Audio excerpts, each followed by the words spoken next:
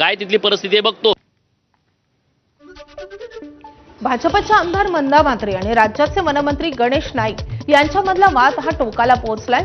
तुम्ही मर्द असाल तर माझ्या समोर येऊन लढा, तुमच्या बगल बच्चांना काय पाठवता, अशा शब्दात मंदा म्हात्रे यांनी थेट गणेश नाईकांना आव्हान दिलंय।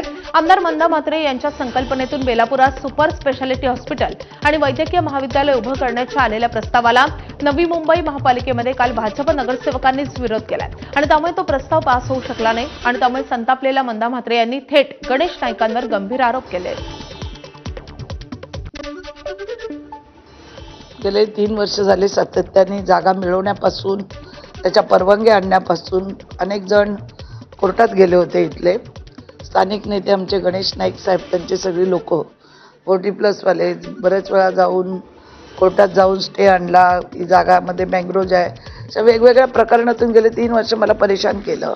मला एवढंच सांगायचं आहे, जी लोक करतात ते त्यांच्या खांद्यावर बंदूक ठेवण्यापेक्षा तुम्ही मर्द आहात ना, मर्दासारखं माझ्याशी लढा ना। मी एक महिला आहे, मी काम करणारी महिला आहे, सत्य बोलणारी महिला आहे आणि प्रामाणिकपणे काम करणारी आहे। उद्धव ठाकरे यांच्या शिवसेनेचे नेते अंबादास दानवे